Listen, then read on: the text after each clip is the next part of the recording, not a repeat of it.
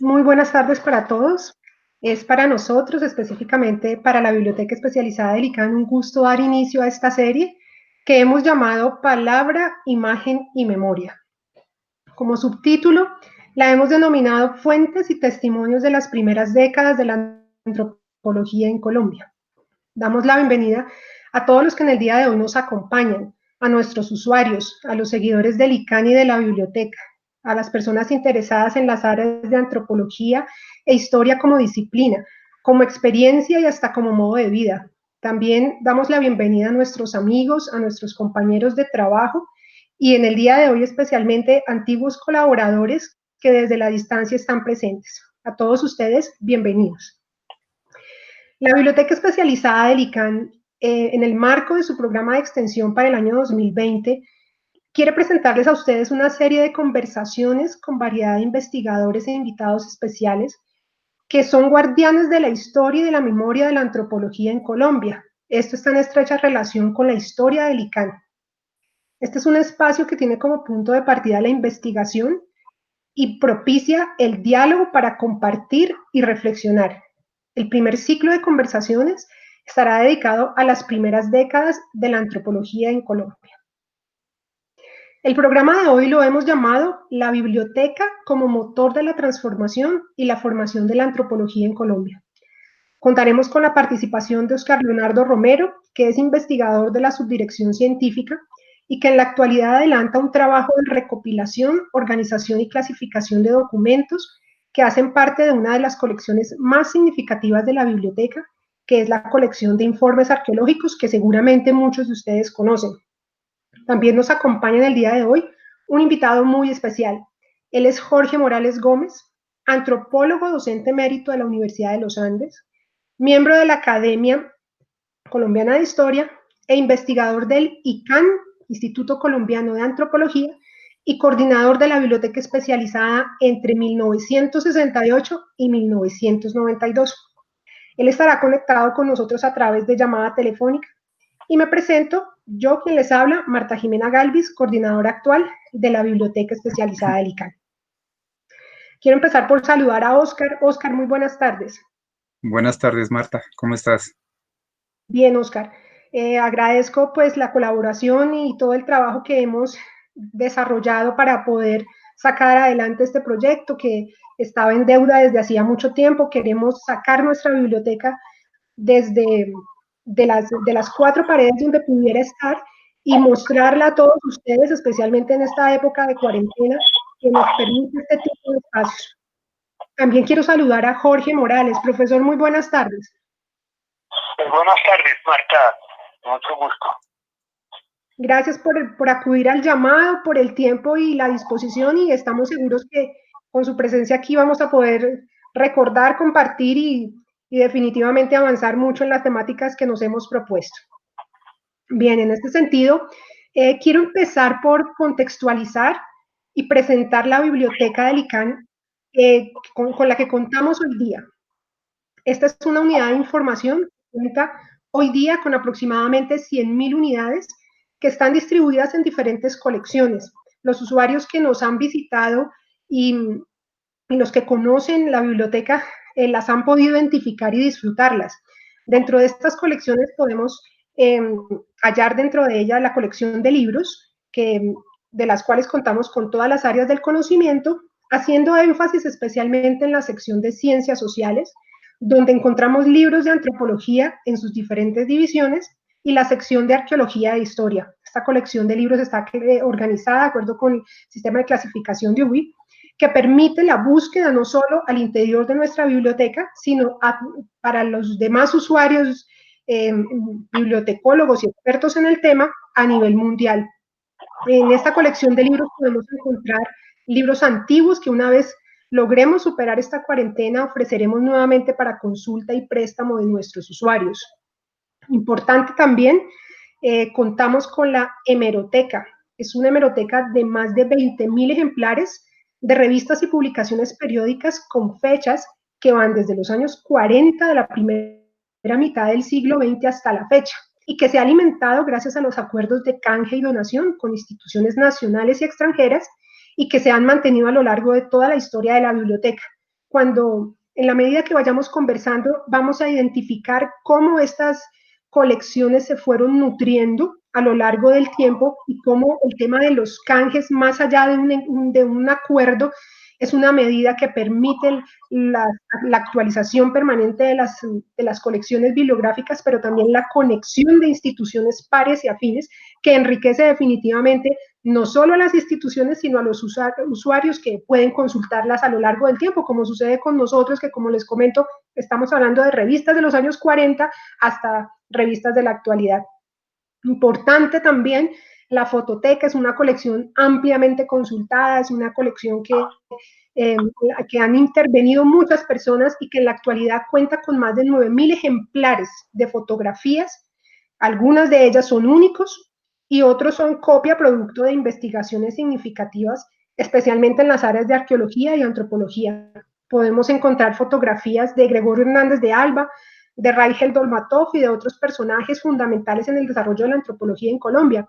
Vale la pena decir que en la actualidad se está aprovechando este tiempo de cuarentena para realizar una reorganización de esta colección de fotografías para poderla más adelante poner a disposición de nuestros usuarios a través de herramientas tecnológicas, obviamente contando con todos los permisos, con todos los derechos de autor de las personas que son poseedoras de ellos. Otra colección que compone nuestra biblioteca es la cartografía. Contamos con una serie de mapas, planos, láminas, como por ejemplo los mapas de gran formato elaborados por el artista Luis Alberto Acuña, entre otros. Encontramos también nuestra colección audiovisual. Es una colección que contiene material bibliográfico en audio y video que ha venido guardando la memoria de la labor misional del ICANN y todas las entidades que preceden al actual ICANN.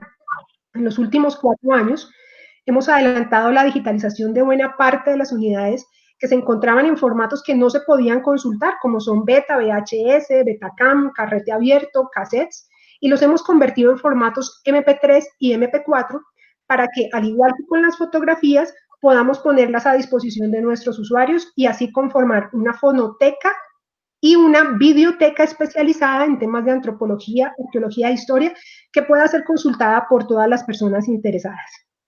Contamos también con la colección de archivos españoles que tienen un formato especial, son microfilmes del Archivo General de Indias, del Archivo General de Simancas y del Archivo Histórico Nacional de Madrid. En estos días hemos recibido consultas de nuestros usuarios donde nos piden acceder a estos documentos, pero afortunadamente muchos de ellos ya se encuentran digitalizados en páginas oficiales, especialmente del Gobierno de España, y nosotros lo que hacemos es conducirlos a estas páginas. Y bueno, y para terminar esta descripción general de la biblioteca especializada, dejé para el final la colección de documentos o informes, que es sobre la cual nos vamos a basar y la que nos permite hablar de las temáticas que hemos planteado para esta serie.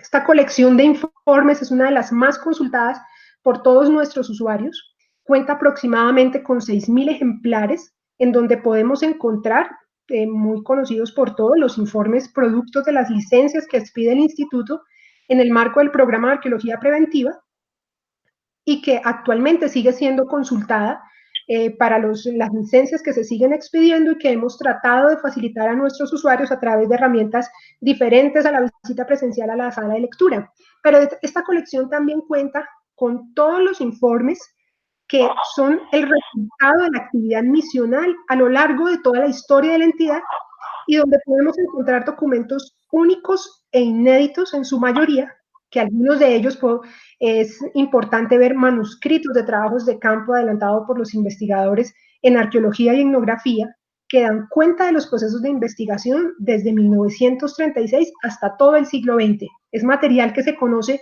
dentro del lenguaje bibliotecario como literatura gris, material que no ha sido editado, pero que contiene información y contenido único.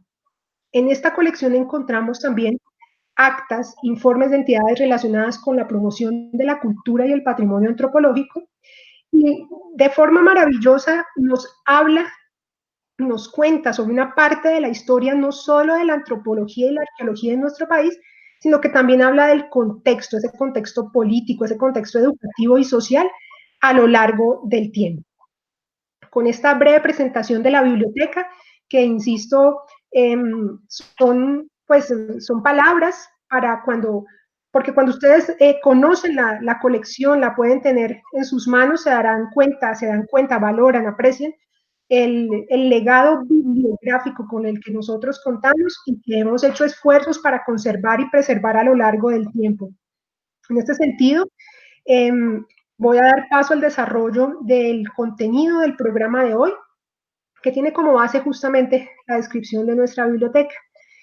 Quiero empezar por recordar que la biblioteca actual del ICANN es el resultado de la fusión, desaparición y también la reestructuración de varias entidades que precedieron al hoy día conocido ICANN. Ustedes saben que el ICANN es una entidad relativamente nueva que ha sido formada y ha traído el legado de instituciones que la precedieron. Cada una de las anteriores entidades contó con colecciones y fondos bibliográficos que en su momento fueron donados o trasladados a las nuevas entidades que se iban formando.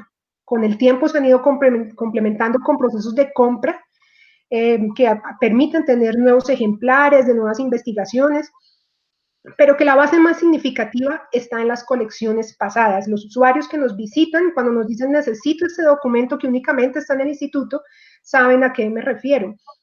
En este sentido, para explicarnos con mayor detalle, le voy a pedir a Oscar que brevemente desde su labor como antropólogo y justamente por el trabajo que en la actualidad viene adelantando en el ICANN, nos cuente precisamente la evolución de la biblioteca desde sus orígenes por allá en los años 30 y cómo han variado, se puede hablar de la función que ha tenido la biblioteca, no solo la del ICANN hoy día, sino la función de la biblioteca desde sus orígenes acá en Colombia en estas áreas específicas, cómo ha sido la evolución de sus espacios, sus colecciones, hasta aproximadamente los años 60. En los años 60 empieza una nueva era que es justamente de las que nos va a hablar más adelante Jorge Morales. Bueno, Marta, muchas gracias. Pues primero quiero expresar la emoción que siento pues de participar también en la organización de esta serie, que pues es un espacio completamente nuevo en el ICANN de conversación sobre la historia de las primeras décadas de la antropología en Colombia. Eh, Como tú dices, es una historia leída a partir de las fuentes documentales que se encuentran en la biblioteca del ICANN y que tiene como uno de los principales propósitos conocer cuál ha sido realmente el aporte del ICANN en sus primeras décadas de existencia. Es importante aclarar que estos programas son posibles gracias a un proceso de investigación, como Marta ha dicho, que aún no se ha culminado, pero que es necesario comenzar a socializar, digamos, al menos como avance de investigación. En este primer programa me parece importante empezar a tejer el relato de los orígenes institucionales del ICANN, que no todo el mundo tiene por qué conocer, y decidimos hacerlo en clave de la biblioteca porque consideramos que es el depositario, la biblioteca es la depositaria de las huellas de esa historia. Si bien no todo está ahí, pues eso habrá que considerarlo. Lo más razonable es empezar con ese patrimonio documental y bibliográfico con el que contamos. El capítulo tiene como título La biblioteca como motor de la investigación y la formación de la antropología en Colombia. Creo que podemos seguir el rastro histórico de la investigación y de la formación, como decía Martica, que son las funciones de las que queremos hablar. También podríamos agregar la divulgación desde los orígenes institucionales. Cuando hablamos de formación, estamos hablando de la función educativa cumplida en el Instituto Etnológico Nacional y en el Instituto Colombiano de Antropología. Fíjense que no digo de antropología e historia, porque bueno, hace parte también de la historia del ICANN, como veremos en este momento. Hay que recordar que el propósito fundamental del Instituto Etnológico Nacional en el año de su fundación, en 1941, fue un propósito mantenido también por el Instituto Colombiano de Antropología hasta 1963, fue la formación de investigadores colombianos profesionales en el campo de la etnología, ya que hasta ese momento no existía en Colombia una entidad que cumpliera esa labor. La biblioteca en ese momento entra a cumplir una función formativa complementaria al trabajo de campo, o sea, esta función educativa está inserta en el ámbito de la investigación. Antes había existido una enseñanza oficial de la etnología, la arqueología y la prehistoria, con ese nombre. En la Facultad de Ciencias de la Educación, en 1934, esas materias, arqueología, etnología y prehistoria, hacían parte del programa de estudios en ciencias histórico-geográficas, que comenzó sus actividades en la sede del Gimnasio Moderno y se trasladó al año siguiente a lo que se conocía en esa época como la Casa del Estudiante, en la calle 17 con carrera 13. No, es al revés, calle 13 con carrera 17. Bueno, este tema lo vamos a abordar más adelante en uno de los programas, es en el próximo programa, de hecho, están cordialmente invitados. Pero por ahora, bueno, podemos decir que esta etapa de la Facultad de Ciencias de la Educación es interesante porque nos muestra cómo la función investigativa, que más tarde se va a concretar en el Instituto Etnológico, ya está en germen en la concepción pedagógica promovida en esta etapa del gobierno liberal. La Facultad de Ciencias de la Educación se va a transformar en Escuela Normal Superior hacia finales de 1935, y es en esa escuela donde se funda el Instituto Etnológico Nacional. Entonces tenemos toda esta historia de la, digamos, esta función formativa ligada a la investigación, que por supuesto la biblioteca está estrechamente ligada con el tema del trabajo de campo. Por otro lado, tenemos, digamos, fundamental dentro de esta historia, la historia del Servicio Arqueológico Nacional, que también desarrollaremos en un capítulo más adelante, pero que podemos ubicar entre 1935 y 45. Su función estuvo ligada desde un principio a la promoción del patrimonio arqueológico, un trabajo basado en la investigación y enfocado sobre todo a la creación de los parques arqueológicos y al Museo Arqueológico Nacional. Por eso la ligo, digamos, como que toma más relevancia esta función de la divulgación, aunque está estrechamente ligada también con la parte investigativa. El Servicio Arqueológico tenía su propia biblioteca especializada en etnología en una casa ubicada muy cerca de la Biblioteca Nacional, donde hoy en día queda la Biblioteca Nacional. En esta casa, en esta casa de las oficinas del Servicio Arqueológico funcionaba la biblioteca, mientras que en la Biblioteca Nacional funcionaba el Museo Arqueológico. El 45 fue el año en que el Instituto Etnológico Nacional se anexó al Servicio Arqueológico Nacional, y a partir de ese momento se conoce como Instituto Etnológico y Servicio de Arqueología. Y lo que hace básicamente este Instituto Etnológico y Servicio de Arqueología es reunir las funciones de las dos entidades. El Instituto Etnológico, que hasta ese momento funcionaba en la sede de la Escuela Normal Superior, en la 13 con 17, pasa a ocupar las oficinas del Servicio Arqueológico y mantiene a su cargo el Museo Arqueológico. Más tarde, hacia 1948, el Instituto Etnológico y Servicio de Arqueología se traslada al antiguo edificio del Panóptico, en la carrera séptima con 28, lo que hoy todos conocemos como el Museo Nacional, y que hoy en día continúa resguardando las colecciones etnográficas y arqueológicas del ICANN.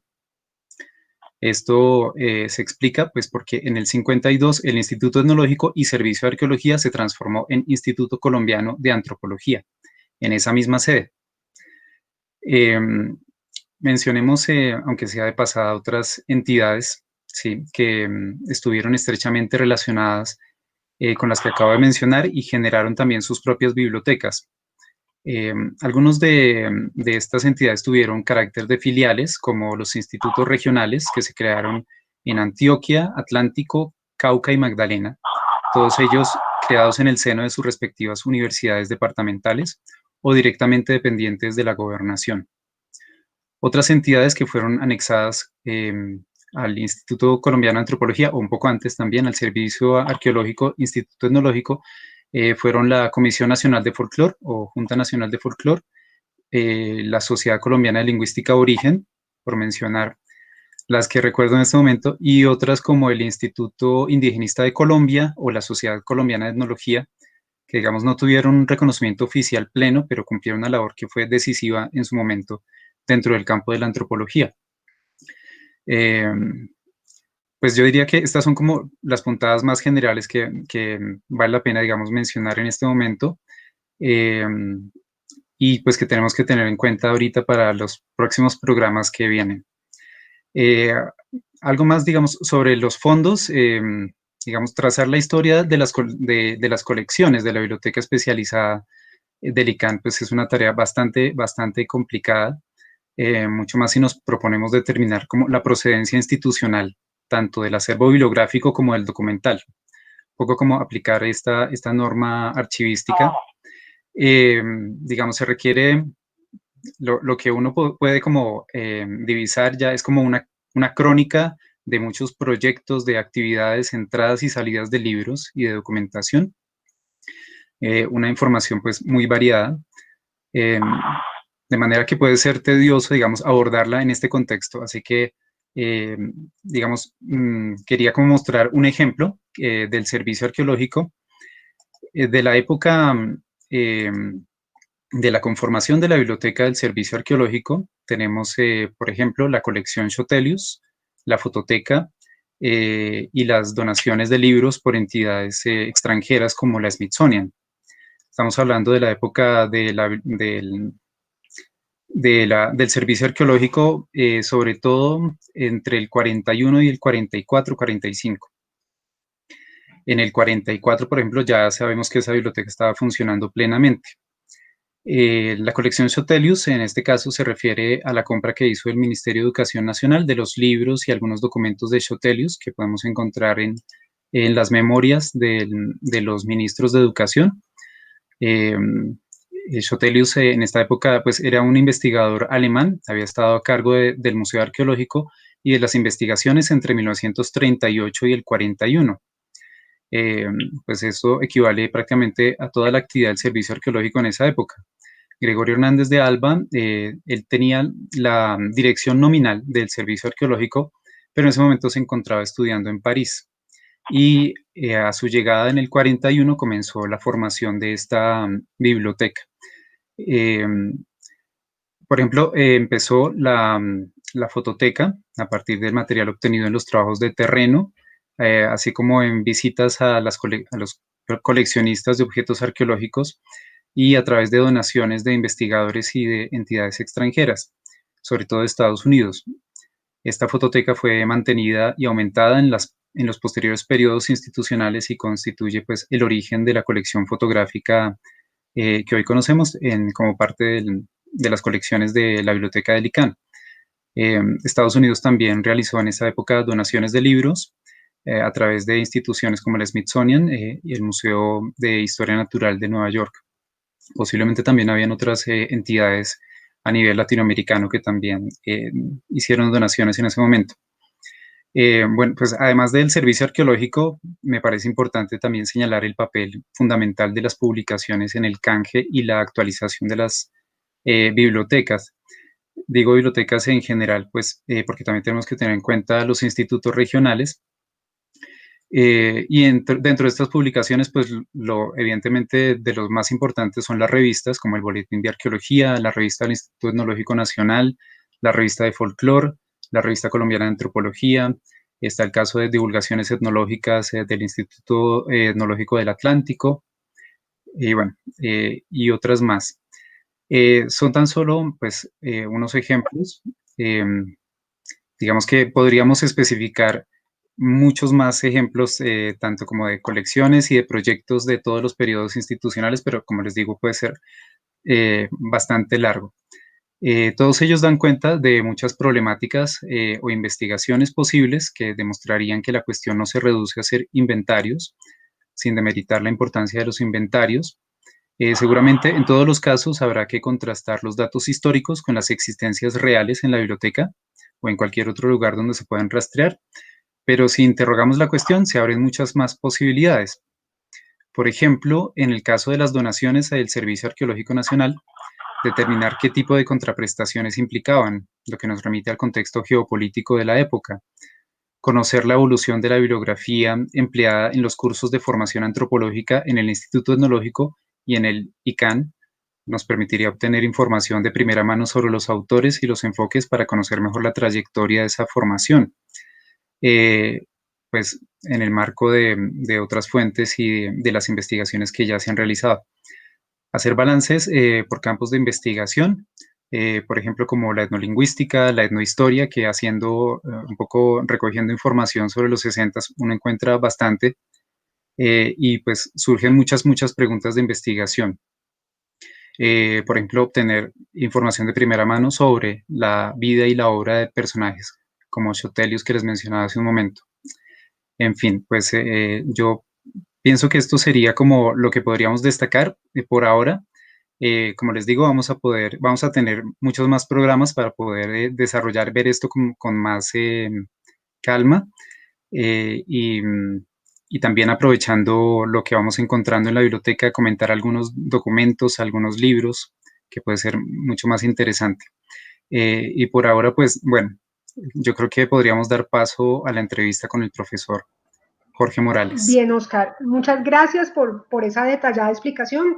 Complementaría un poco diciendo que la colección también actual contiene lo que tenía la Biblioteca Cervantes del Instituto Colombiano de Cultura Hispánica, que se anexa a lo que hoy día es el Instituto Colombiano de Antropología e Historia, que contiene toda una serie de documentos, libros de historia colonial específicamente. Pero siguiendo con el hilo de nuestro programa, damos paso al profesor Jorge Morales, quien nos va a contar justamente sobre esa experiencia como antropólogo, como egresado de esa primera promoción, de esa primera cohorte de la Universidad de los Andes, de la Facultad de Antropología. Profesor, buenas tardes nuevamente. Buenas tardes, muy amable. Gracias, profesor. Bueno, pues de pronto también explicar a la gente que por las circunstancias de la cuarentena, el profesor, pues tuvimos la fortuna de comunicarnos a través de celular, entonces él está aquí directamente conmigo a través de la línea telefónica. Eh, Empezaría yo como por hacer una pequeña semblanza de él a partir de su bibliografía, de sus publicaciones. El profesor Jorge Morales Gómez tiene una trayectoria de alrededor de 50 años de investigación en varios campos de la antropología, en particular en antropología sociocultural, etnohistoria, antropología médica y estudios del folclore. Producto de esa investigación, podemos destacar en este corto espacio sus publicaciones sobre comunidades negras, indígenas y campesinas en varias regiones de Santander, en Barbacoas y en el Golfo de Urabá, donde ha producido una obra de larga duración sobre los Cuna. El profesor hace parte de la primera generación de antropólogos formados en el ámbito universitario, como decía Martica ahorita, más concretamente en la Universidad de los Andes. Fue investigador del ICANN durante muchos años, compaginó sus investigaciones de campo con el trabajo de organización de la biblioteca del ICANN.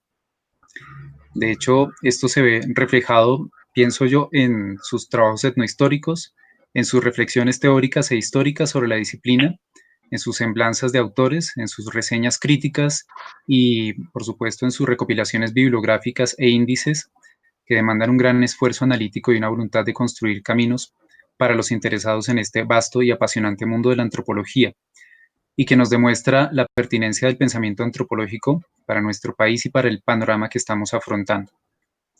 El profesor aceptó nuestra invitación para hablar de la biblioteca que, como ya vimos, no puede deslindarse de la razón de ser del ICANN. Así que, bienvenido, profesor Jorge Morales Gómez. Bueno, nuevamente muchísimas gracias por la oportunidad de poder contribuir en algo a esta reseña tan importantísima que hace tanta falta. Muchas gracias, profesor.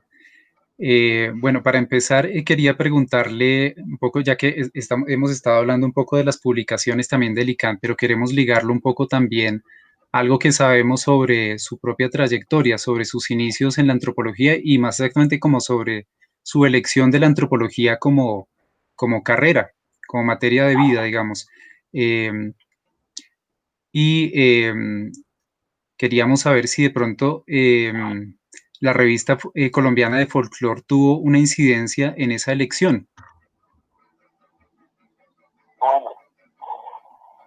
Bueno, yo terminé el bachillerato en 1963 y conciencialmente en ese año se clausuraron las labores docentes del Instituto Colombiano de Antropología y al año siguiente se inició la carrera en la Universidad de los Andes bajo la dirección de los esposos Gerardo y Alicia Raizel Dolmatov, pero el director era el profesor Gerardo.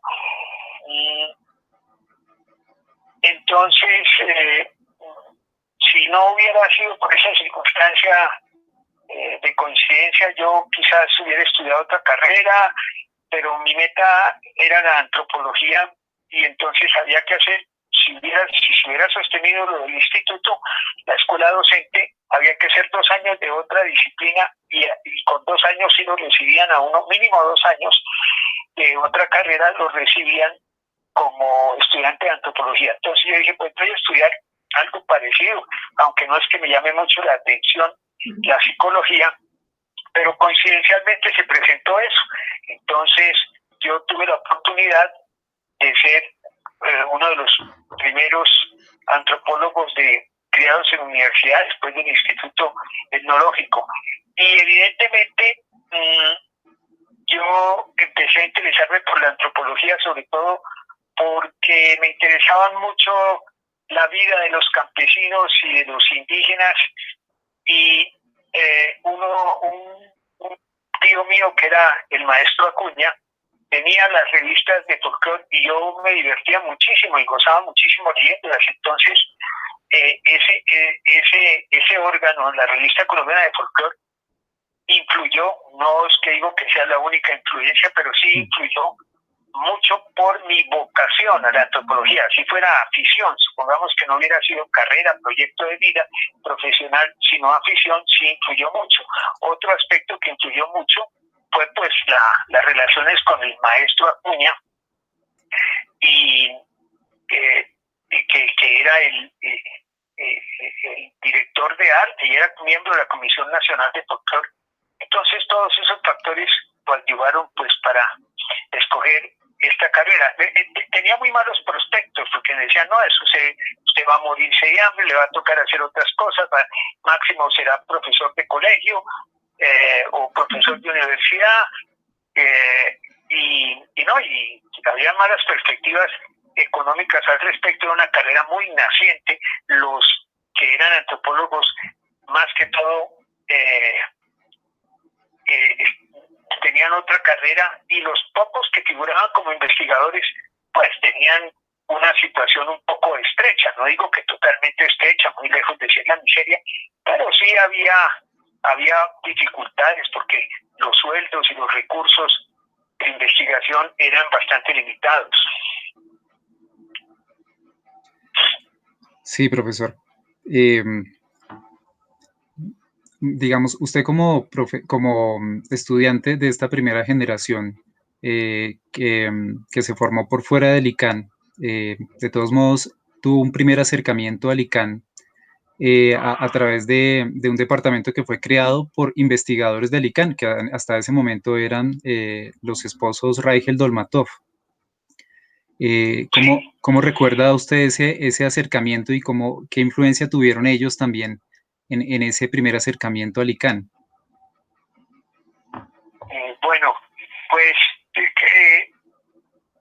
la biblioteca de los Andes del Departamento de Antropología estaba muy incipiente, pero ya se estaban formando.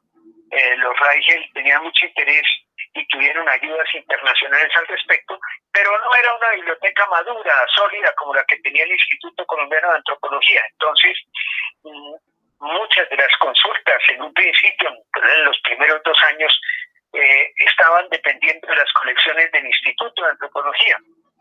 Y entonces, pues nuestra vida en las aulas se repartía con la asistencia a la biblioteca que quedaba, como tú ya lo mencionaste, en el instituto, en la sede del Museo Nacional Séptima con 28, quedaba en un segundo piso. Entonces, nuestra experiencia con la biblioteca fue definitiva, porque de ahí dependían nuestros insumos intelectuales para rendir en clase y para adiestrarnos,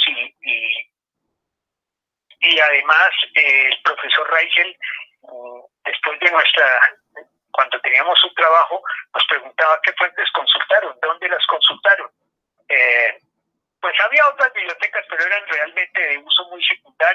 estaba la del Instituto Carlos Cuervo, estaba, claro, la Luis Ángel Arango también funcionaba, pero era en antropología en esa época, ahora sí es muy buena. En esa época no tenía el volumen de colecciones que tenía la biblioteca del instituto. Entonces, la biblioteca fue como el canal más asiduo de acercamiento al instituto. Y yendo a la biblioteca, pues teníamos oportunidad de relacionarnos, y a mí especialmente y a unos cuantos, nos llamó mucho la atención ese ambiente tranquilo, intelectual, dedicado de todo el instituto. La paz de la biblioteca era realmente idílica, lo mismo las oficinas de los investigadores eran de un gran altruismo, todo dentro de una gran austeridad, ¿no? Y eso a mí personalmente me llamó mucho la atención. Sí. Usted llega al ICANE a finales de los años 60. Sí. Y durante esa época, pues, como lo mencionaba, parece haber habido mucha actividad en todas las áreas. Y sin embargo, hacia el 69 hay como una reestructuración en que las áreas se reducen bastante. ¿Usted recuerda qué actividades, qué personajes asociados como a estas actividades en el ICANN en este momento cuando usted ya llega como investigador? ¿Y cómo ve Bueno, un poco esta reducción de la investigación en esa época? O no digo de la investigación, esa reestructuración. sí. Bueno, yo llegué al Instituto de Antropología en el año 68, a finales del 68, ya cuando la década estaba expirando. Sí había un recorte en todo sentido, y ese recorte obviamente recayó también sobre la biblioteca. Y un recorte de investigación. Algunos investigadores se habían ido, especialmente los esposos Reichel, pero no solo ellos. También se había ido, no duró mucho, Álvaro Chávez, y se fue muy poco tiempo después de haber sido contratado, pero quedaba otra gente y gente de muy buen nivel, ¿no? Pero sí se notó incluso que la revista empezó a perder su vigencia anual. Entonces empezó a retrasarse, puesto que los presupuestos, todo fue causa presupuestal del Ministerio de Educación, ¿no? En el 68, entonces, como comenzaron bajo la influencia de París 68, los movimientos de los estudiantes, que eso revolcó mucho al mundo, entonces el ministerio empezó a fijarse más en qué hacer con las universidades como para detener un poco ese movimiento, y empezó a que el área de extensión cultural, dentro de lo cual se podía catalogar el instituto, incluso el Caro y Cuervo, fuera a perder un poquito de fuerza, excepto el Caro y Cuervo no le dio tan duro, porque el Caro y Cuervo tenía aportes internacionales de Francia, Alemania, España, ayudas. No serían muy grandes, pero ayudaban. En cambio, el instituto dependía ante todo del presupuesto del ministerio. Entonces, ahí había personajes, por lo que me preguntas, si estaba Secretaría Ortiz en el área de lingüística aborigen, estaba Manuel Lucena, estaba Nina Friedman, en el área de negros, que fue mi primer trabajo de investigación con el instituto, y estaba la biblioteca, que era un verdadero baluarte de tesoros, ¿no? Sí, eso respecto a eso. Sí, precisamente le iba a preguntar, porque usted llegó como investigador, hizo un trabajo de investigación importante, de trabajo de campo, y al mismo tiempo decide dedicarle sus esfuerzos a la biblioteca. ¿Cómo hizo para compaginar esas dos cosas? Bueno, eso no fue al comienzo, eso fue por ahí después de 3-4 años, que la biblioteca le llegaban cantidades de materiales, sobre todo por canje y donación. Básicamente básicamente los informes de los investigadores, los libros de los investigadores, los trabajos de los misioneros, que es una fuente importante que no hay que desconocer, los trabajos de los misioneros. Bueno, le llevaba cantidades de material. Y había una sola persona para la biblioteca, que era la bibliotecaria, que era Beatriz Lozano, y Beatriz Lozano de Orozco. Y entonces yo me di cuenta que eso no podía seguir así, no veía una solución rápida, porque la actitud presupuestal pues era sempiterna. Entonces, lo que me ocurrió decirle al subdirector del instituto y secretario a la vez, que era el doctor Francisco Márquez, que era abogado, no antropólogo, era si yo, de una manera no oficial, sino podía repartir mis funciones de investigador cuando no estuviera en el campo, en ayudar a sistematizar y a agilizar un poco.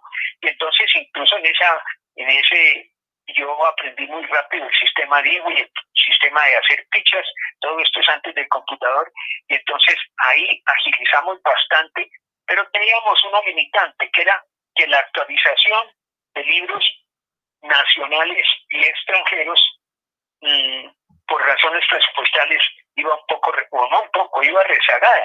iba rezagada. Eso después de que después de que me salí, eso empezó a mejorar afortunadamente, ya cuando el instituto tuvo más fortaleza presupuestal, y lo que sí no era el fuerte de la biblioteca eran los canjes, la hemeroteca, uno de los fuertes, la hemeroteca, que se nutría de canjes y de donaciones. Allá llegaban revistas, había algo muy interesante, llegaban revistas de Rusia, en ruso, llegaban revistas de Rumania, en rumano, llegaban revistas de Bulgaria, llegaban revistas de Escandinavia, llegaban revistas, bueno, ya no sé, de los Balcanes, de todas partes, de Corea, de todas partes del mundo. Muchas de esas obviamente se perdían, porque nadie le interesaba ni sabía esos idiomas lejanos para nosotros. Entonces, yo dije, esto aquí está ocupando espacio. Nadie nos va a cambiar una revista en ucraniano o en coreano en esa época, que Corea no tenía la participación hoy día de figuración. Y además, nadie leía esto, excepto un señor que se llamaba Hernando Martínez Rueda. Profesor, tenemos el sonido. Si se puede poner el teléfono un poco mejor para que lo podamos escuchar. Bueno, ¿pero me han escuchado? Sí, listo, así está mejor. Bueno, entonces fuera de esta persona, no, pues eso se perdía. Entonces yo dije, dediquemos eso a donaciones, porque nadie nos va a canjear, nadie nos va a mandar por una revista en lituano, por ejemplo, y en ruso, a donaciones, pero las donaciones eran también limitadas, pero por ejemplo, la Luis Ángel Arango recibía. Había una casa de amistad china y amistad soviética, bueno, y se iban algunas, o también mucho material se tuvo que guardar allá, pero mucho también salió, ¿no? A la cadena, al centros regionales se iba poco perdido eso, pero es que ocupaba espacio y no se podía usar. Hasta que aquí ocurrió un fenómeno en la Luis Ángel Arango que se dio porque cuando la dirigía Jaime Duarte, que los materiales que tuvieran otras bibliotecas que no fueran usados en lenguas extranjeras, la biblioteca los recibía. Entonces llenamos con una camioneta el instituto y allá lo recibieron afortunadamente. Pero y para abrirle campo a las publicaciones que sí tenían mayor uso que nosotros, efectivamente. Sí, sí, lo entendemos bien. Sí, bastante arduo el trabajo con el tema de los canjes y las revistas Sí, extranjeras. El material de canjes eran la Revista Colombiana de Antropología y la Revista Colombiana de Folclore. Eran muy conocidas y muy valoradas, de un excelente concepto en todo el mundo académico internacional, no solo en Estados Unidos, en Europa, incluso en Japón. Y Sí. por eso era que nos llegaban tantas revistas de todas partes, porque consideraban que el instituto era un gran actor científico con unas revistas, unas publicaciones de muy alto nivel en la época, ¿no? En los años, bueno, desde el 40, 50 y 60, me imagino que hasta ahora, pues también goza de mucho prestigio, y eso era lo que nos nutría, la pedían tanto nacional como internacionalmente, con mucha insistencia. Suscripciones eran muy pocas, por lo difícil que era manejar recursos, ¿no? Tenía que constituirse uno en empleado de manejo, y el ministerio ponía muchas trabas a que una persona manejara eso, y era muy lento. Entonces, que fijar el valor de suscripción, aún hubo algunas suscripciones que se pudieron mantener, pero no pasaron de unas 10 o 12. El resto era canjes. Con los canjes hacíamos muchísimo, pero muchísimo. Y las donaciones también que nos daban. Bueno, sobre un poco, ahorita que usted mencionaba este alcance de la biblioteca sobre el público, tanto a nivel nacional como internacional y obviamente local, sí tenemos la curiosidad de saber cómo era la percepción del público que visitaba la biblioteca en esa época. ¿Quiénes eran los usuarios? Bueno, los usuarios eran ante todo investigadores y estudiantes universitarios de educación superior, pero también iban algunos estudiantes de colegio, pero más que todo investigadores y estudiantes, no solo de antropología, porque solo había en Bogotá dos unidades, que eran dos universidades que impartían la carrera, que eran los Andes y la Nacional. Pero el instituto nutría con sus publicaciones en los departamentos del Cauca y de Antioquia, y entonces esta gente acudía a esas filiales, digamos, y aquí en Bogotá eran todos estos investigadores, pero también había mucho investigador extranjero. Había épocas en que uno incluso, en época de vacaciones, julio, agosto, solo veía, ante todo eran usuarios extranjeros, americanos, alemanes, europeos en general, pero con bastante profusión, no era uno o dos, eran 6, 7, hasta yugoslavos llegaron a ver, ¿no? Y sobre el espacio. Sí, y sobre el espacio que... Bueno, el espacio es una historia muy curiosa. La biblioteca funcionó primero en el segundo piso del instituto, que era como un mezanín con respecto al Museo Nacional. No era el segundo piso del Museo Nacional, sino el segundo piso del instituto. Era como unos corredores muy largos, estrechos, y a un lado estaban las oficinas y al otro lado estaban depósitos que eran de libros, de material administrativo. Ahí reposaron mucho tiempo los informes que iban llegando de los investigadores, y al otro lado, en el ala norte, estaban los estantes donde estaban la colección de cerámica y la colección de huesos de material que en esa época se llamaba antropología física, hoy se llama antropología, ¿no? De restos humanos. Pero el peso de los libros empezó a formar un problema muy grande, y entonces se decidió decidimos que había que bajar la biblioteca. El ala norte del primer piso del Museo Nacional estaba desocupada, donde hoy está la cafetería. Entonces ahí funcionó la biblioteca, y yo tuve que hacer bajo mi cargo unas reformas físicas, poner una reja, ampliar lo que estaba disponible, quitar unas talanqueras y ampliar hasta el fondo la sede de la biblioteca. Quedó un espacio que lo usaban algunos investigadores en antropología física y en arqueología para labores de laboratorio. Y después ya cuando cambió de sede el instituto, pues la biblioteca dejó su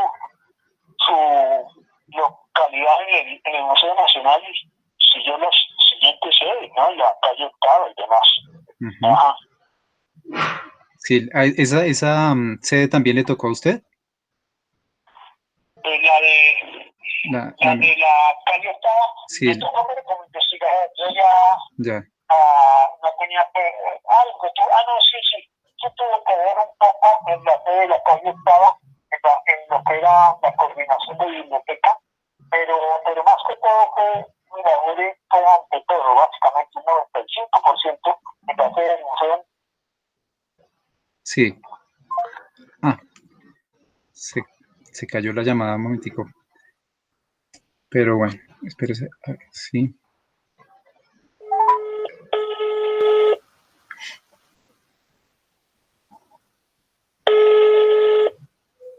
Bueno, se interrumpió. Bueno, pero ya estamos aquí otra vez. Ya estamos otra vez. Si quieres, Martica, continúa tú.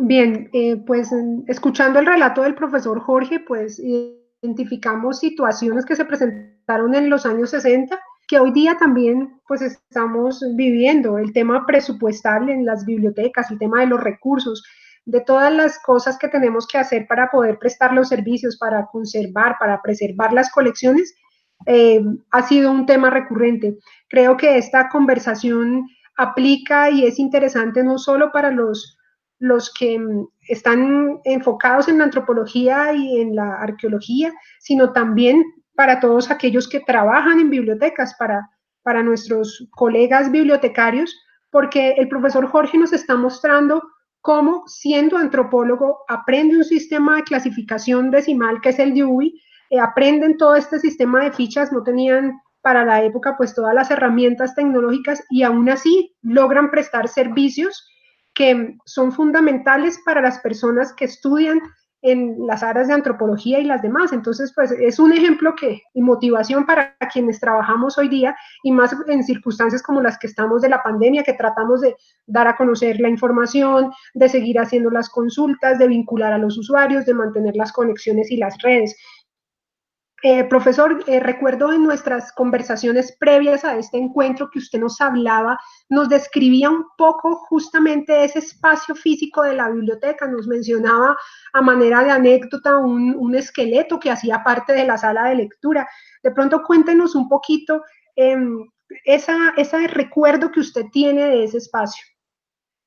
Sí, la biblioteca en el segundo piso tenía un cierto aspecto muy académico, pero un poco fúnebre, porque era una mesa muy larga con una carpeta morada. Las condiciones de iluminación externa no eran las mejores. Ustedes conocen las ventanas que son reducidas del Museo Nacional, las tradicionales, las que ha habido durante muchos años en las oficinas, todavía se mantienen. Y en el fondo había un esqueleto que era el que servía para instrucción en los cursos llamados en esa época de antropología física, hoy bioantropología. Y entonces a muchos estudiantes les parecía eso muy miedoso, ¿no? Sobre todo que al frente había unos estantes que contenían huesos humanos. Entonces todo se prestaba para que hicieran ciertas burlas, que la antropología era cuestión de muertos y no de vivos, ¿no? Y era curioso, pero también estaba este salón donde a los lados de la mesa estaban unos estantes finísimos de caoba, hechos por los carpinteros del instituto, y estaba un escritorio con una sede más reducida, aunque también había colecciones donde estaba la mesa de la bibliotecaria y una mesa más grande donde llegaban las últimas colecciones y los investigadores y otras personas podían mirar lo que iba llegando al instituto, que realmente era abrumador, ¿no? Eso es lo que le puedo decir así al respecto de la planta física. En esa época no había jornada, en un comienzo no había jornada continua. La biblioteca abría a las 9 de la mañana y cerraba a la 1, y abría a las 2:30 y cerraba a las 6 de la tarde, me parece. Bien, gracias, profesor. Vale la pena recordar que en la actualidad toda esa colección ósea y de cerámica hace parte del laboratorio de arqueología que está separado completamente de la biblioteca. Profesor Jorge, quiero preguntarle rápidamente cuál es su percepción de la Revista Colombiana de Antropología. Es una de nuestras publicaciones insignia del instituto, que está muy bien rankeada en cuanto a sus publicaciones. ¿Qué nos puede decir de la RCA, como se conoce entre los investigadores? Bueno, pues esa revista siempre ha tenido un gran lustre, un gran prestigio, ¿no? Sobre todo los primeros 15 números fueron muy bien valorados. No digo que los otros mantuvieran calidad, lo que pasó es que a partir del volumen 15, 14, lo cual coincide con la depresión presupuestal y de investigaciones, empezaron a demorarse más. Entonces empezó la gente a decir, ¿qué pasa? Algunos escribían cartas, yo tuve oportunidad de ver algunos investigadores de afuera e incluso de Colombia misma, diciendo que si es que el instituto se acaba o se acabó la revista. Entonces, después de la revista número 15, 14, 15, empezaron a salir, o incluso desde la 14, realmente hasta la 13. La 14 ya correspondía, imagínese usted, a 3 años. Decía volumen 14, años 1966, 4 años, 67, 68 y 69. Decía en forma compendiada 66 a 69, lo cual demuestra pues que era muy demorada, ya empezaban problemas para sacarla a tiempo, y entonces eso empezó a no a desprestigiarla, porque el contenido seguía siendo de primera línea, pero sí a que la gente ya no podía contar con ese recurso tan religiosamente, tan disciplinadamente como contaba antes. Pero todos los elogios para la revista de Antropología, que es la más famosa, también deben hacerse para la revista del Instituto Tecnológico Nacional y para la revista colombiana de folclore, que pasó primero por el título de revista de folclore y luego revista colombiana de folclore. Todas eran muy apreciadas.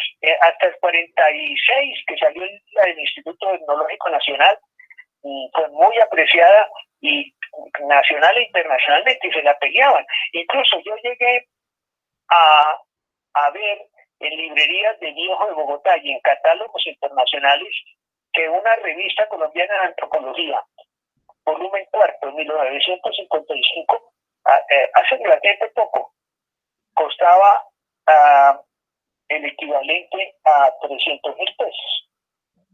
300 o 400.000 pesos, librerías de Viejo.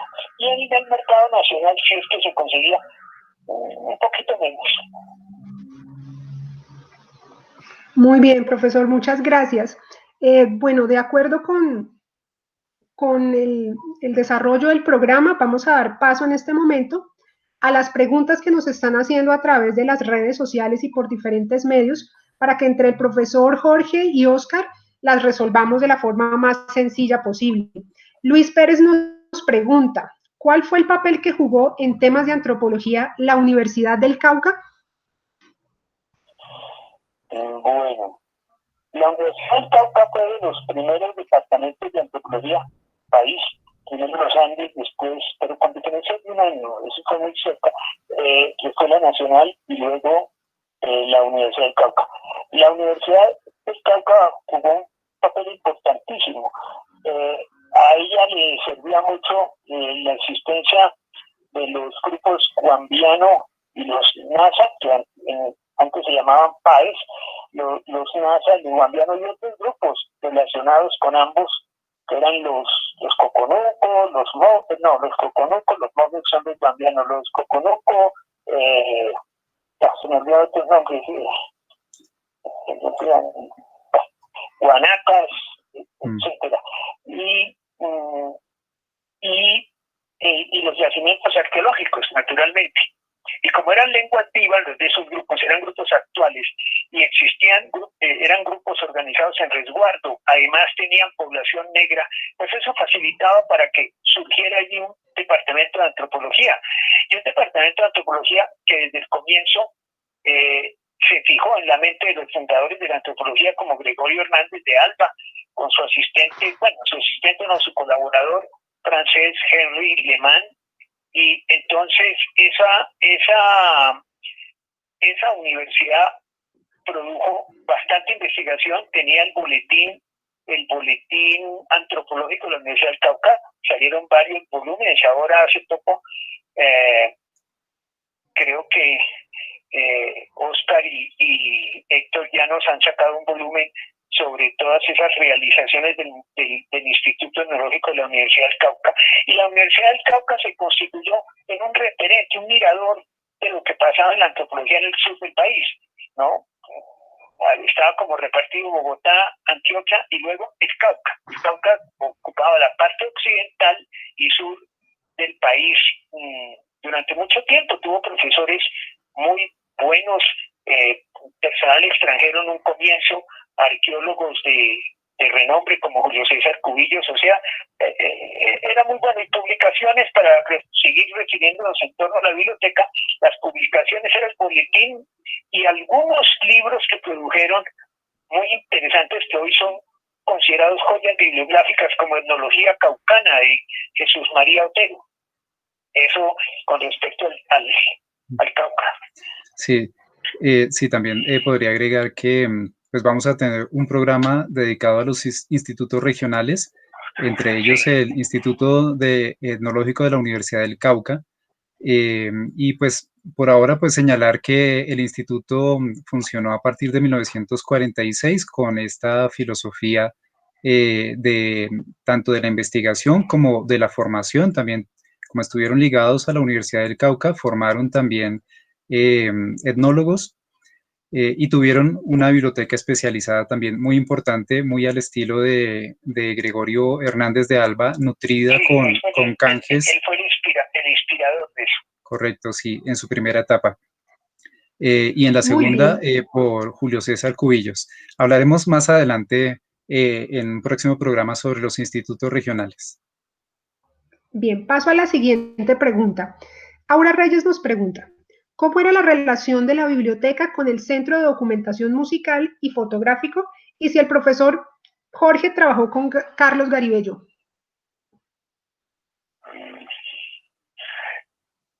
¿Cuál fue la relación de la biblioteca con ese centro de documentación? Sí, y los laboratorios. Centro de Documentación Musical y Fotográfico. Y si tuvo la oportunidad de trabajar con Carlos Garibello. Bueno, en realidad la biblioteca funcionaba aparte de las colecciones musicales y sonoras, del material audiovisual, que eso lo manejaba Carlos Garibello, pero él era como el operario. Realmente a él lo enviaban a comisiones, pero comisiones pues que las hacían los investigadores o las programaban los investigadores nacionales y extranjeros. Él tuvo la oportunidad de recorrer muchísimas áreas del país, tanto con funcionarios colombianos, comisiones con Andrés Pardo Tovar, con Abadía, el folclorista, ¿cómo se llama? Guillermo Abadía, y con investigadores extranjeros, los famosos etnomusicólogos mundiales como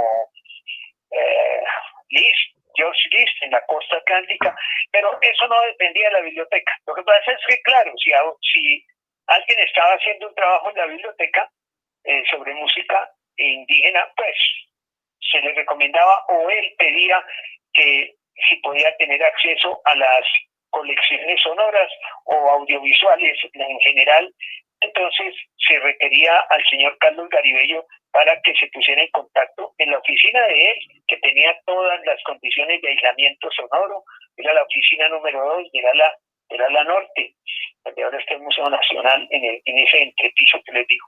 Entonces era una relación de colaboración, aunque eran administrativamente eran diferentes. La biblioteca realmente se ocupaba de libros y revistas, todo lo que es colecciones de informes y demás, eso pertenecía más que todo al área administrativa, donde el secretario y el subdirector y obviamente el director tenían acceso, pero claro, si la gente lo necesitaba, pues obviamente los disponían, pero con ciertos controles, ¿no? Obviamente con ciertos controles hasta que eso ya se sistematizó y tuvo mucha más apertura ya en la sede de la biblioteca. Muy bien. Siguiente pregunta. Juan Carlos Mendoza Collazos dice, ¿qué impacto en política pública y decisiones de gobierno ha tenido la antropología? ¿O siempre ha estado condenada al trabajo desde la base? Ustedes como antropólogos, ¿qué nos pueden decir? Bueno, yo respondo por mi parte. Yo creo que Oscar también irá a dar su opinión. Bueno, cuando yo empecé a estudiar antropología y durante mucho tiempo en mi práctica profesional, pero hasta los años 80, la antropología incidía poquísimo en la gestión pública. Algunas instituciones pedían informes y esos informes terminaban en un anaquel, excepto la División de Asuntos Indígenas, sobre todo cuando la dirigió Gregorio Hernández de Alba.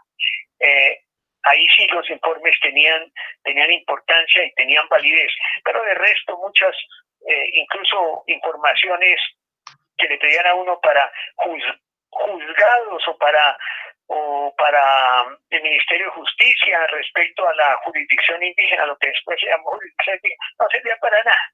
¿No? Eso no le paraban bolas, los planes políticos estaban por encima de eso. Afortunadamente esa situación empezó a cambiar empezó como la década de los 80, 90, y ya en los 90 empezó a formalizarse un poco más, hasta que ya por ejemplo, para citar un caso, la sección de asuntos indígenas del Ministerio de Gobierno empezó a tener importancia y hoy tiene toda la importancia con los antropólogos que tienen para todo lo que es problemas de restitución de tierras y para lo que es la justicia, no solo entre indígenas, sino los antropólogos son llamados tanto para reconocimiento de identidades, los antropólogos forenses, cosa que antes ni se pensaba en eso. Algo que empezó a despertar eso de la importancia en la gestión pública fue el INCORA, con los programas que tenían Pailitas y con todo lo que se llamó el acuerdo de un acuerdo de reforma agraria que hubo, que tenía un nombre de una localidad que se me escapa ahora, y en eso los antropólogos que trabajaban con el INCORA dieron muchísimas pautas, ¿no? Sobre todo, no solo para indígenas, sino para campesinos también. Todo lo que era la política de empresas comunitarias estuvo diseñada por antropólogos. Claro que tuvo sus idas y venidas, ¿no? Que no estaban muy de acuerdo, etcétera, etcétera. Pero eso, con el INCORA empezó a destaparse la importancia de la antropología, que se llamaba en esa época aplicada, eso se llamaría del desarrollo de la gestión pública. Sí, con respecto un poco a la investigación que hemos adelantado del 35 al 60, sobre esta primera etapa de la antropología, habría que mencionar pues dos grandes cosas que realmente hacen parte de la gestión del patrimonio arqueológico, por ejemplo, como los parques arqueológicos, el trabajo que inició Gregorio Hernández de Alba, y también con el museo las políticas de colecciones, tanto etnográficas como arqueológicas y también folclóricas en el caso de la Comisión Nacional de Folclor. Digamos, una anécdota, digamos, para hablar un poco de retomar el tema de la función educativa, que es otra de las dimensiones importantes de un aporte, digamos, de la antropología a un pensamiento en Colombia, aunque no se toma mucho en cuenta, pero que sigue siendo pertinente y es muy, muy, muy pertinente en las actuales condiciones. Es lo que uno puede ver en la época del plan de estudios del Instituto Etnológico Nacional, cuando se fundió con el Servicio Arqueológico, que llegó Luis Duque Gómez a la dirección.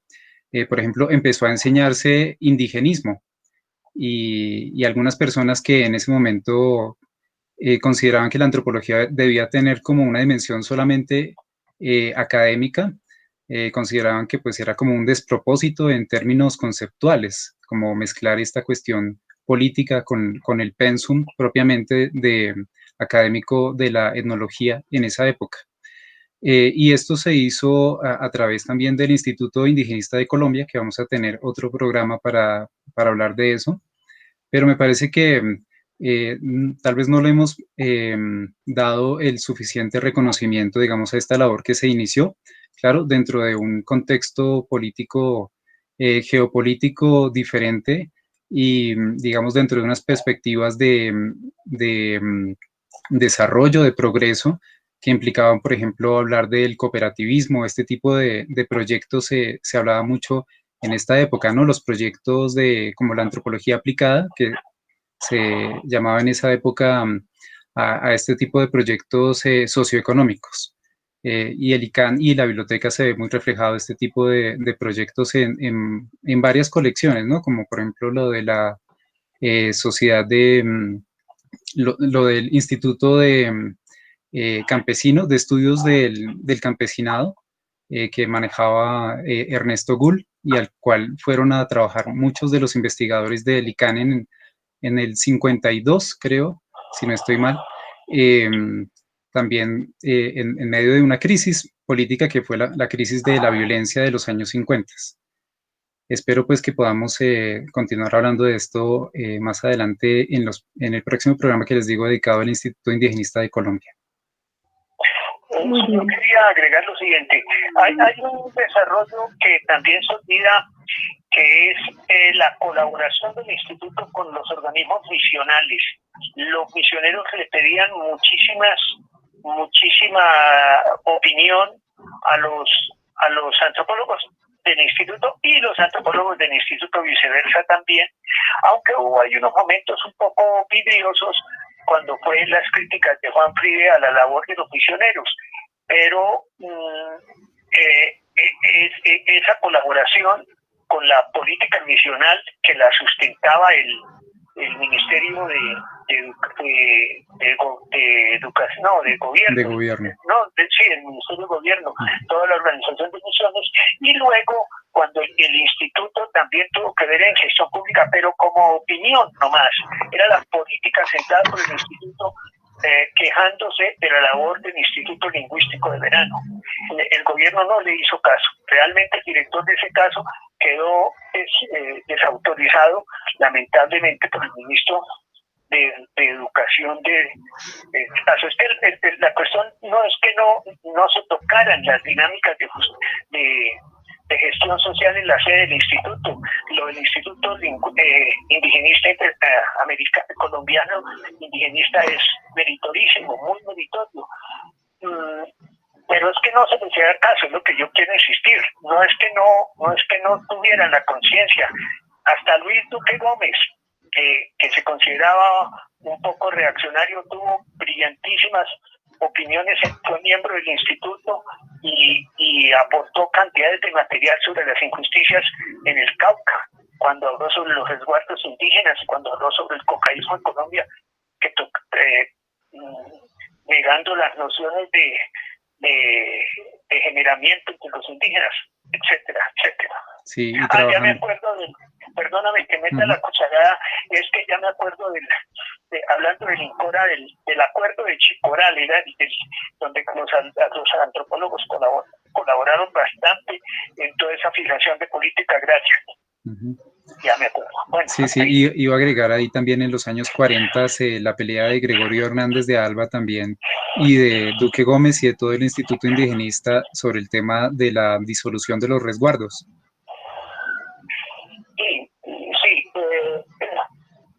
Sí, la posición de Duque era mantener los resguardos y la posición de Hernández de Alba era que en esos momentos, aunque el resguardo tenía mucha importancia, pero que en esos momentos era más partidario de la necesidad de dividir los resguardos como por adaptar al indígena más a las condiciones nacionales, mientras que la posición unionista o comunera la sustentaba Luis Duque.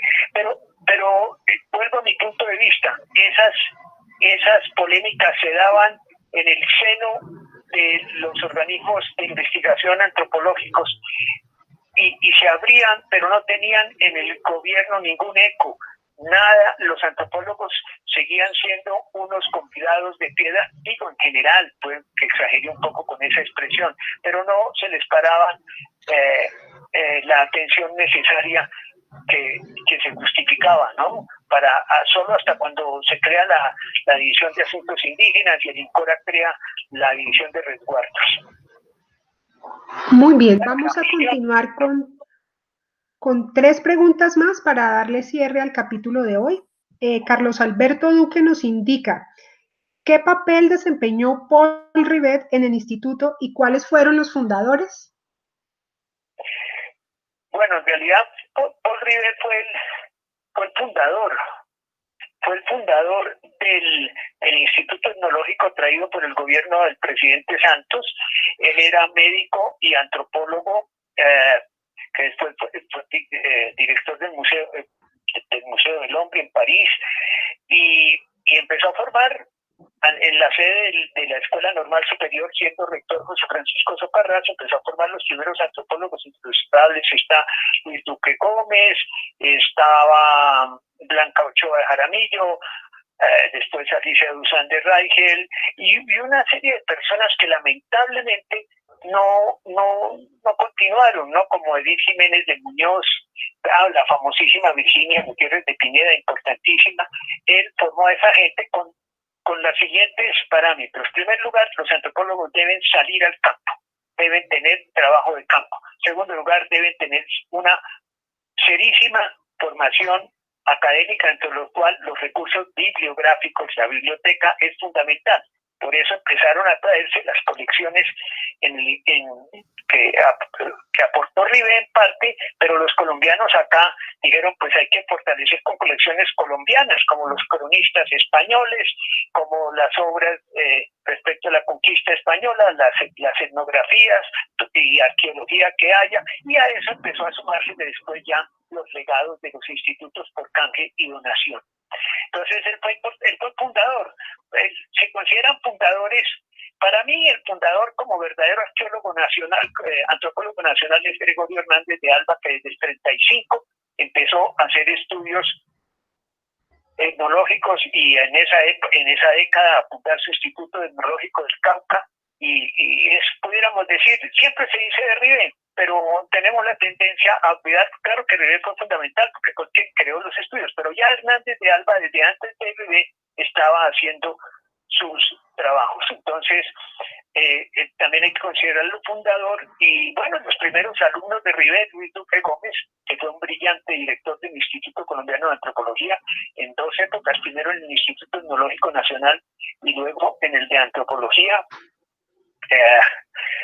Y bueno, es que se le escapan a uno nombres, ¿no? Roberto Pineda Giraldo también hay que tenerlo en cuenta. Sí, esos son los fundadores, diría yo. Bueno, Graciliano Arcila Vélez, muchos nombres, Silva Celis, etcétera. Los Raigel, ¿no? Obviamente. Fundadores en segunda línea, pudiéramos decir, después de Rivet y Hernández de Alba. Muy bien.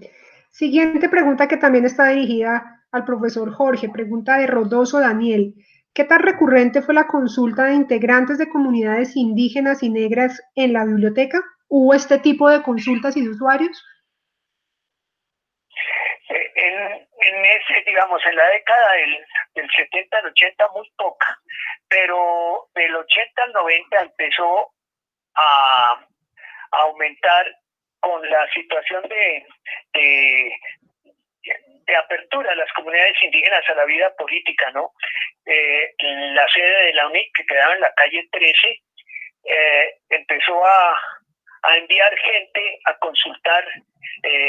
Iban nazas, iban indígenas del Amazonas, ticunas, había también del Alto Putumayo, había sionas, iban lectores Kamsá y inganos, y también de la Sierra Nevada de Santa Marta.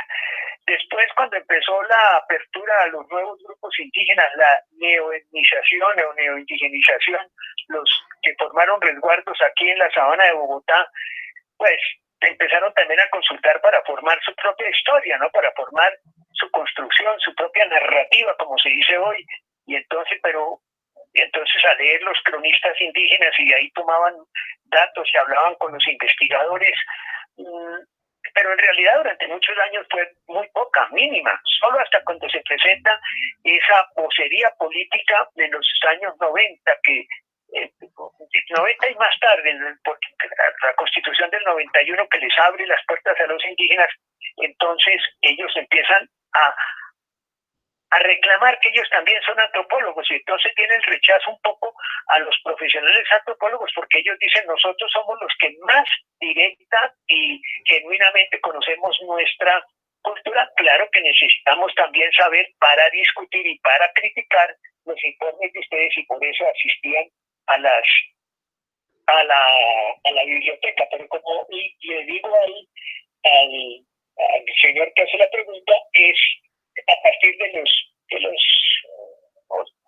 finales del 80 y los 90, sobre todo por la influencia de la Constitución del 91, que es pluriétnica.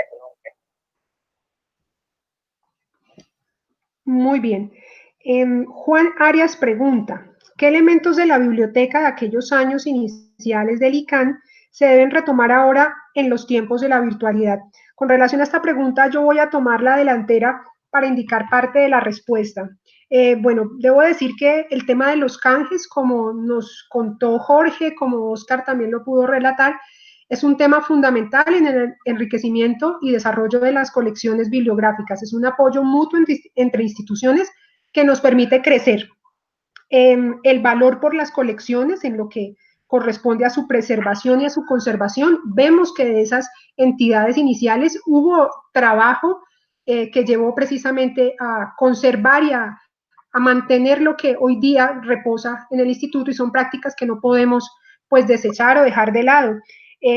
Clave para los tiempos de hoy día, y que podemos evidenciar en las instituciones que preceden al ICANN con H, es la colaboración mutua, las redes. Hoy día hablamos de redes sociales, hablamos de redes de cooperación, pero estas redes las podemos evidenciar en los primeros trabajos que se hicieron, que pues logramos conectar a través de la charla y la secuencia que hubo de las diferentes instituciones.